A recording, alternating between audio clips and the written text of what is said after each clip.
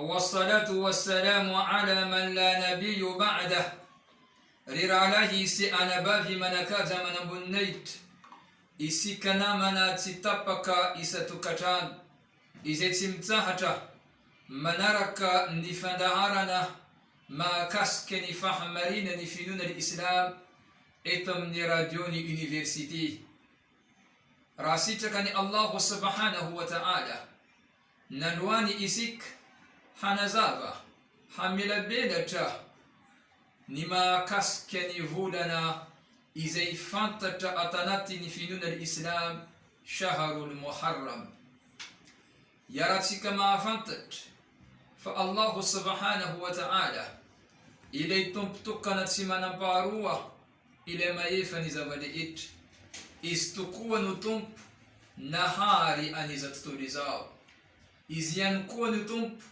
nandindra ny fizotrany ireo zavaboary maro tsy ankanavaka maneran-tany ary izy ihany koa no nisafidy nametrapetraka ny zavaboary amin'ny ambaratonga maro samihafa. I Allahu subhanahu wa ta'ala no nametraka ny tsy fitovizatsaranga izay misy eo amin'ny taranakany Adama alayhi salam. Misy ireo olona manambonahitra, misy ireo olona manakaja, misy ireo olona manakarena, misy ihany koa ireo olona mahantra, misy ihany koa ireo olona osa ara-pivelomana, misy ihany koa ireo zanak'olombelona izay notsongainy Allah avy tanatiny maro ka notendreny lasa paminany sy iraka ho amin'ny iza tontolo izao. Takzany ihany koa no nametrahany Allahu subhanahu wa ta'ala ny tsy fitovizana izay mandalo amin'ny ireo toerana maro samihafa. Misy ireo toerana izay manana ny hasinany, manana ny voninahitrany, manana ihany koa ny anjara toerany eo amin'ny fiarahamonina ny iza tontolo izao. Takzany ihany koa ny andro, ny volana, ny taona izay ifandimbiasan'ny zanak'olombelona dia samy manana ny tsy fitovizany avokoa.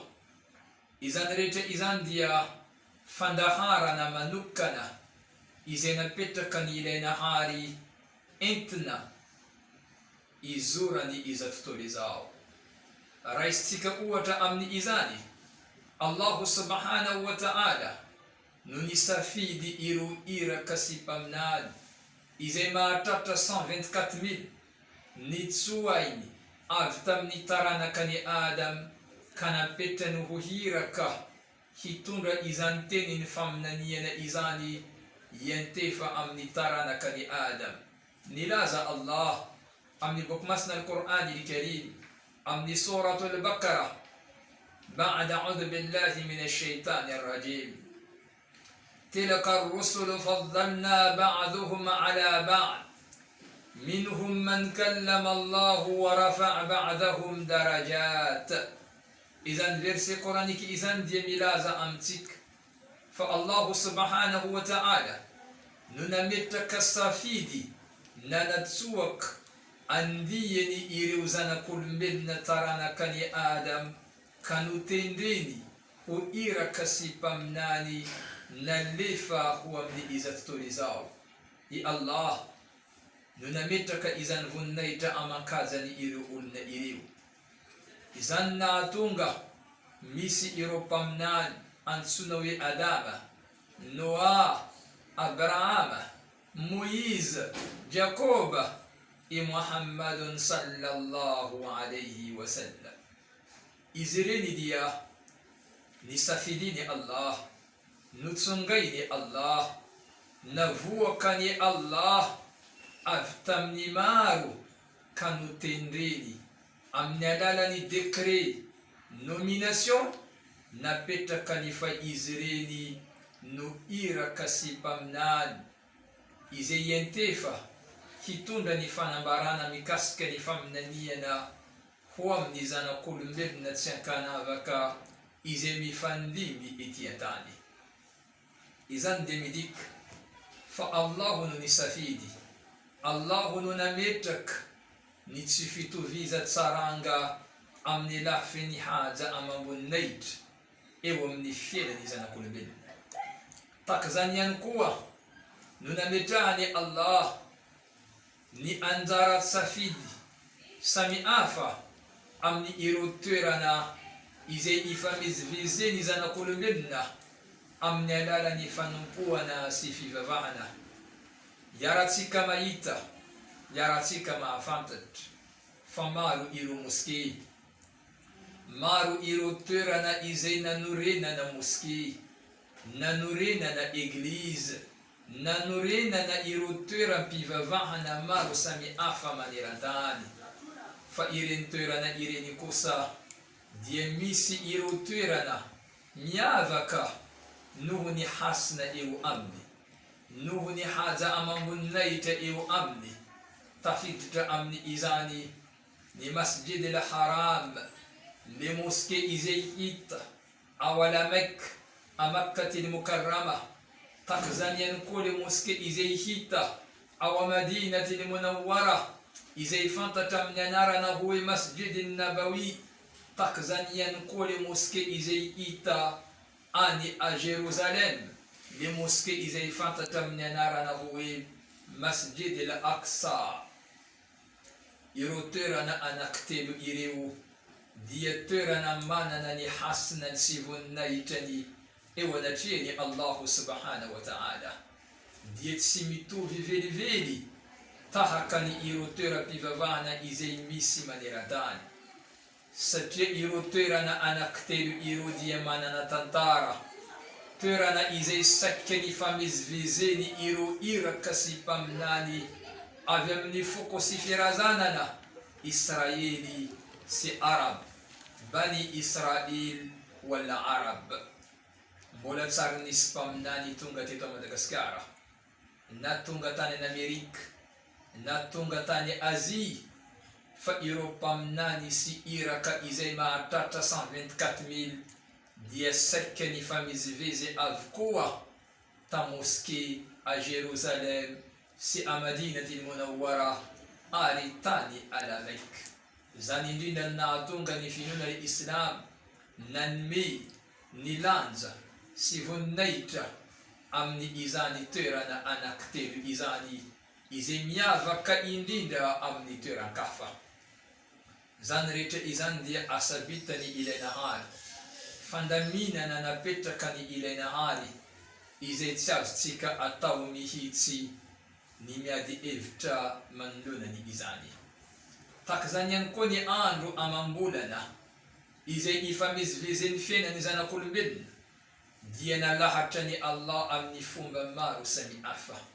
Marina fa misy andro atao hoe alatsinainy, misy andro atao hoe talata, misy andro atao hoe mercredi, kanefa kosa ny andro manakaja manamboninahitra izay nosafidiny Allah manana ny maizy azy eo amin'ny fiainany zanak'olombelona, ireo andro izay fantatra amin'ny anarana hoe yaumul jumaa, ny andro zoma, le andro fahafito izay ivoriany zanak'olombelona, indrindra fa ireo vahoaka mpanaraka finoana Islam mandeha miatrika ny fanompo-pivavahana an'ilay tokana tsy manampaharoa rehefa tapitra eo amin'ny fiainany zanak'olombelona ny herinandro anankiray, dia lasa izy ireo mifamorovory amin'ny andro fahafito mandeha miaino ireo fanambarana avy amin'ny ilainahary. Ka ny andro zoma io anisan'ny andro nanamboarany Allah Adama, izay voalaza fa hoe izy no lehilahy nipoirany zanak'olombelona. Tahaka zany ihany koa ny andro izay atao yaum Arafa, andro manana ny maizy azy, satria ino andro izay voalaza amin'ny tantara fanifanenany Adama sy Eva taorinany izy ireo nisaraka nampisaray ny ilainahary noho ny toejavatra nandalo izay fantatatsika amin'ny alalan'ny tantara.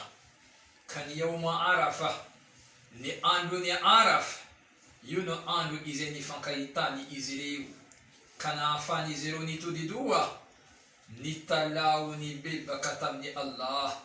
Rabbana dhalamna anfusana wa in lam taghfir lana wa tarhamna lanakunanna min al-khasirin. Izany dia fehezanteny mirakitra, fifonanana, fibabehana ny bebaka amin'ny ilainahary noho ny fadisoana izay nandalo teo amin'ny izy roa mivady. Tahaka zany ihany koa ny ayamu tashrik, le andro fahatelo aorinan'ny idibe izay misy atanatin'ny finoana ny Islam, andro fanehoana ny habezany Allah, andro fanehoana ny voninahitra ny Allah, fiderana Allah, fanehoana ireo karazana fanapahana ny biby atao sorona ho fanatitra amin'ny Allah, noho ny fomba amampanao izay hita nataony Abrahama tamin'ny vaninandro niaina ny teo amin'ny fiarahamonina ny zanak'olombelona. Ka ny ayamu tashrik, ny andro fahatelo aorinan'ny idy, dia anisany andro tafiditra manandanja indrindra amin'ireo andro izay mifamizivizy amin'ny fiainany zanak'olombelona. Tahaka zany ihany koa ny ashara del hajj, ny andro fahafolo alohan'ny idirany izany del hajj izany. Amin'ny finoanany Islam misy volana atao hoe del hajj, ka le premier jour-ny del hajj jusqu'à 10e jour-ny del hajj anisany andro manandanja eo anatriany Allah. Tahaka zany ihany koa ny folo farany amin'ny volana Ramadan, dia andro sarobidy, lafovidy eo anatriany Allahu subhanahu wa ta'ala. Ny finoanany Islam dia nandidy, naniraka, nampiriska ny tsirairay manoloana ny ireo andro manandanja, manana maizy azy, fa tsy misy zavatra azo atao raha tsy fanantonana ilainahary amin'ny alalan'ny ireo karazana fanompona maro samihafa. Tahaka zany ihany koa ny volana, misy andihany ireo volana izay voalaza fa manandanja, manana maizy azy, manana ny anjara-toerana avo indrindra eo anatriany Allahu subhanahu wa ta'ala. Satria Allahu subhanahu wa ta'ala, ilay tompotokana tsy manampaharoa, nametra teny amin'ny boky masina al-Qur'an al-Karim, boky pitardalana ny zanak'olombelona ho amin'ny lalan'ny fahamarinana. Io boky io dia nilaza amin'ny teny manao hoe: Ba'da a'udhu billahi minash shaitani rajim, Bismillahir Rahmanir Rahim, Inna iddata ash-shuhuri 'inda Allahi 12 shahran fi kitabillah, Yawma khalaqa as-samawati wal ard, minha 4 hurum, dhalika ad-dinu al-qayyim fala tadlimu fihinna anfusakum. Izany verset izany dia voarakitra amin'ny surati Tauba, verset 36. Allahu subhanahu wa ta'ala manazava amitsika, mamelabelatra amitsika ny fipetraka ny ireo andro sy volana izay mifamizivezy eo amin'ny fiainany zanak'olombelona. No hamarinny Allah fa inna iddata ash-shuhuri 'inda Allah, le nombre du mois eo anatriany Allah dia mahatratra 12 mois. Izany dia fomba fanisana izay efa napetraka ny Allahu hatrizay talohany izy nahary an'izao tontolo izao. Efa napetrany fa anisany isany volana hifamizivezeny fiainany zavaboary ety an-tany amin'izao tontolo izao dia mahatratra 12 mois. Zany nahatonga isika rehefa feno 12 volana dia lasa ny zanak'olombelona maneho ny hafaliana fa tapitra ny taona ka hiatrika ny taom-baovao indray eo amin'ny fiainan'ny fiarahamonina ny zanak'olombelona. Ka izany volana izany izay miisa 12 tsy izao ndraiky anao no nametraka azy, fa efa voalaza ato anatin'ny boky masina ny Korany ny Karim fa izany andro izany sy ny volana izany ary ny taona izany dia décret coranique avy amin'ny Allahu subhanahu wa ta'ala. Ka anatin'ny 12 mois dia misy ireo volana anakiefatra izay nomeny Allahu fanambarana arba'atu hurum, volana efatra izay tsy azo atao mihitsy ny manao fahotana amin'ireo volana ireo na magnano fadisoana amin'ireo volana ireo, fa ny fahotana sy ny fadisoana ary ny fanaovana tsirariny amin'izany volana anakiefatra izany dia mitombo avoiny ny sazy miantefa amin'ireo mpanota, amin'ireo mpagnano fadisoana raha toa ka tratra fa nanao fadisoana tanatin'ny volana efatra izay voalaza fa manakaja manamboninahitra eo anatreny Allahu subhanahu wa ta'ala. Ka tafiditra amin'ny izany volana efatra izany araka ny fanazavana izay azo ato anatin'ny finoan'ny Islam. Le volana voalohany dia mitondra anarana hoe Dhul-Qa'da, le faharoy Dhul-Hajj, le fahatelo Al-Muharram ary le faefatra farany Rajab. Ireo volana anakiefatra izay mitondra anarana hoe arba'ati hurum tsy azo atao ny minia manao fadisoana amin'ny ireo volana efatra izay notanisainy Allah, fa anisany volana tokony hametrahany zanak'olombelona fitandremana maro samihafa. Nandroany ny vahoaka Islam maneran-tany dia mitsena ny volana atao hoe Shahrul Muharram. Zany indrindra no asietsika fanazavana tsotsotra mahakasika izany volana izany, satria afaka andro vitsivitsy dia higadona eo amin'ny fiainan'ny fiarahamonina ny vahoaka mpanaraka filonan'ny Islamo maneran-tany ny volana atao hoe Al-Muharram. Io no volana voalohany amin'ny filonan'ny Islam, volana atao hoe Al-Muharram. Maro ireo karazan-dalàna, fepetra, fitsipika izay napetra ny Allahu subhanahu wa ta'ala fa tokony tandremana fa tsy azo atao ny fanaovana ireo karazana haratsiana amin'ny izany volana Al-Muharram izany. Volana Muharram dia volana manatantara raha amin'ny tantarany mpaminany Moizy sy Pharaon no resaina.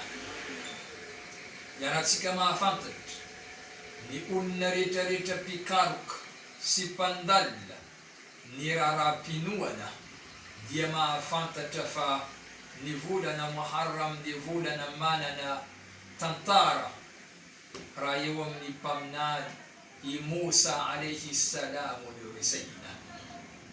Iaratsika mahafantatra fa i Pharaon izay mpitondra tao en Égypte, à l'âge de 20 ans Pharaon dia fanandray ny fahefa-pitondrana tao en Égypte.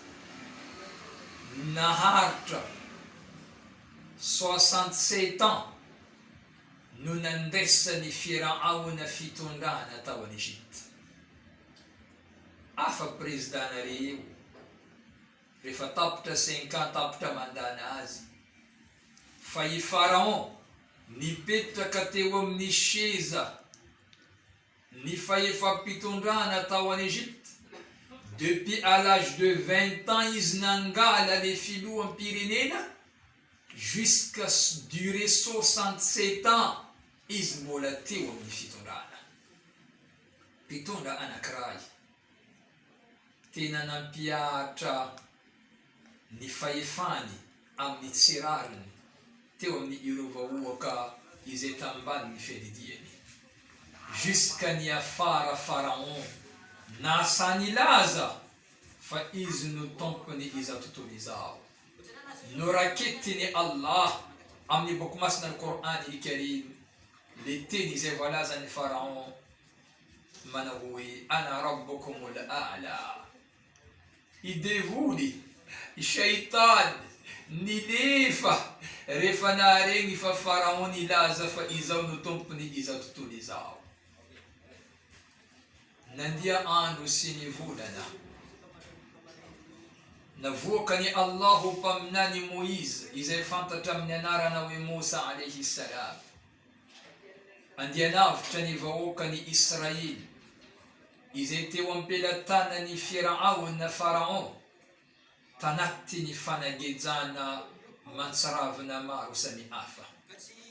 Tonga i Musa i Moïse nanavitra ny vahoakany Israely nitsaka ny ranomasimena be avitra tokoa ny vahoakany Israely fa rendrika i Pharaon dobo niaraka tamin'ny ireo miaramilany. Nandia andro nandia volana izany rehetra izany dia tantara nandalo tanaty ny volana Muharram. Rehefa tonga tao Madinatul Munawwara i Nabii Muhammad sallallahu alayhi wa sallam gaga izy nahita fa ireo jiosy nankalaza nifaly tamin'ny andro fahafolo ny volana Muharram na neo hafaliagna ireo jiosy gaga i profeta Mahomet rehefa tonga tao Madina ka nametra-panontanina manao hoe andro ino nankety ata ireo vahoakany jiosy foara maneho ny hafaliana ny sasany faly amin'ny andro alina ny sasany kosa ny maraina dia mifehivava.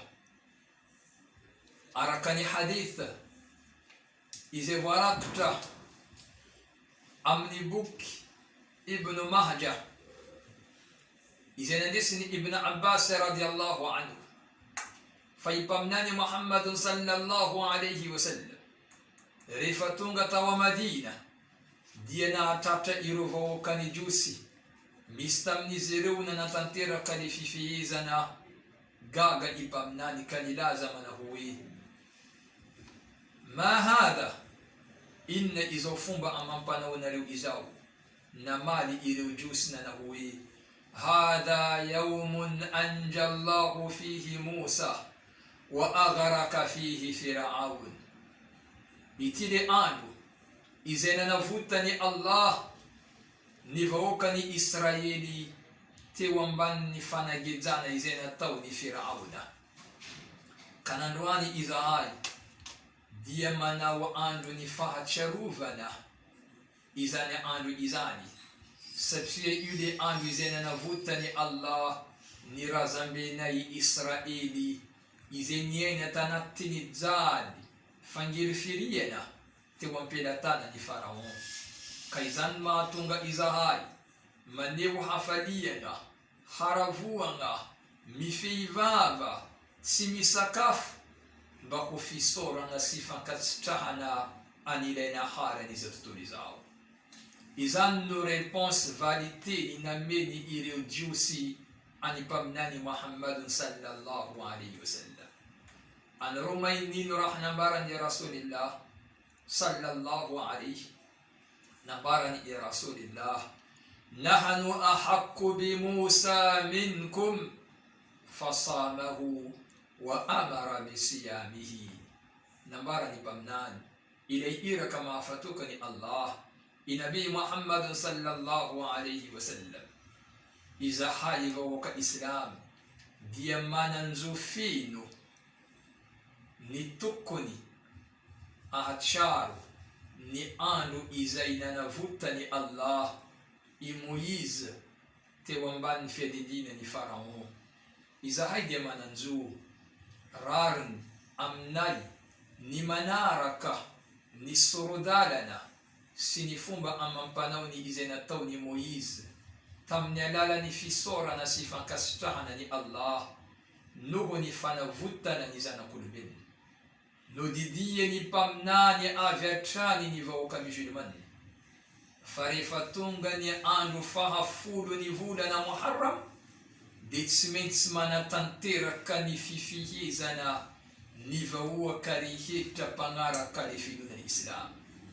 ka izan fifihizana izan defanta tamnyanara na huwe siyamu yawmu Ashura le fifihizana amni andu fahafulu izena na vuta ni Allah Musa tewampelatana ni Firaun ka ankeitini refatunga izani andu izani ditsemensimit tamana tantira kani fifihizana nivawoka pangara kalifimu na Islam nuhu ni baiku izena peta ni pamnani amni hadith mana huwe sumu yawma Ashura wa khalifu liyahuda wa sumu yawman qablahu wa yawman ba'dahu nudidiye ni pamnani fatuko ni hana tantira ka izan fifihizana izani nivawoka musulmanna azunde watau ni mifihi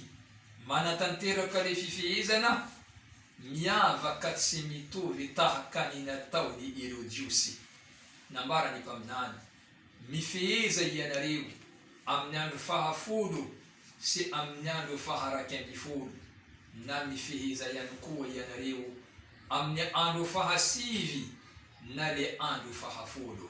Ça veut dire un jour avant na un jour après bakamni 10 nyakatamni 11 na bakamni 10 midna am 9.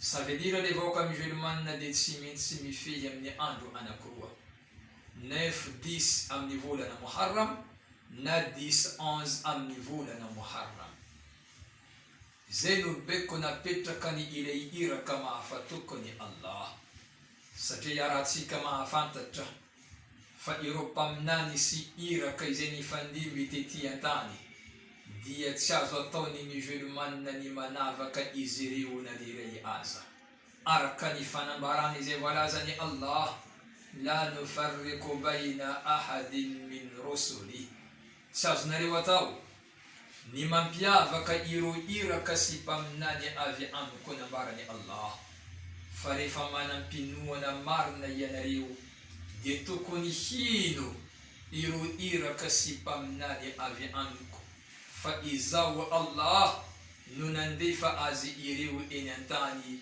nifandi bitewa mnifyaramun na nizana kulbeni rahami kaske ni fifihiza na nudirina astika ataw nimi fihi amni andu ni vula na Muharram ni vula na Muharram iraimantudu dia astika taw ni manatantira kani fifihizana amni andu tstapatapak satini vula na Muharram de vula na anakrai tukuni ya zakani rihit hanatantira ka iro karazana asasua marusani afa namni lafni fanpuana famakina ni Qur'an famahana ni sadak fanova na fifihizana fanova na hatsarana izannu larapamihena izetukuni ataw ni tsirairai amnivula na Muharram tsikina ni mandatsada na manotsiran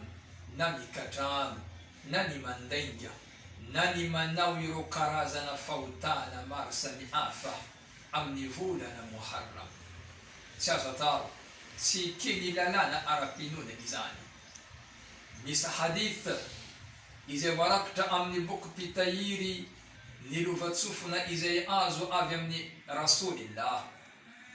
Fa indray andro nisy lehilahy tonga teo anatrehany mpaminany ka nametra-panontaniana taminy manao hoe: ya Rasulallah, ay afdalu salati ba'da al-maktuba, ino ireo karazana fanompona tsara aorianany fanompona izay atao indimy isanandro, ary mba inona ihany koa ireo karazana fifehezana tsara atao akoatra ny fifehezana izay natao tanatin'ny volana Ramadan. Anareo mahay nino réponse ni Rasulillah? Nambarany mpaminany ilay iraka mahafatokany Allah: afdalu salata ba'da al-maktuba sala fi jawfi al-layli, anisan'ny sala tsara sarobidy lafovidy eo anatrehany Allah akoatra ny ireo fanompona izay atao indimy isanandro, dia le fitsangana na manatanteraka ny fanompona ny Allah amin'ny andro alina, sasakalina, amin'ny fotoanany olo jiaby matory, eo plasy anao mifoha manatanteraka le sala, fa io anisan'ny sala lafovidy sarobidy eo anatrehany Allah.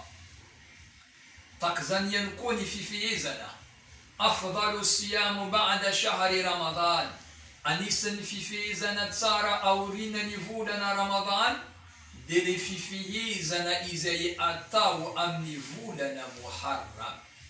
Eto ampamaranana, tianay ny miantso, manao antsoavo isika tsiraikiraiky, mba tokony raisitsika ho lara-pamehana ny fanatanterahana ireo karazana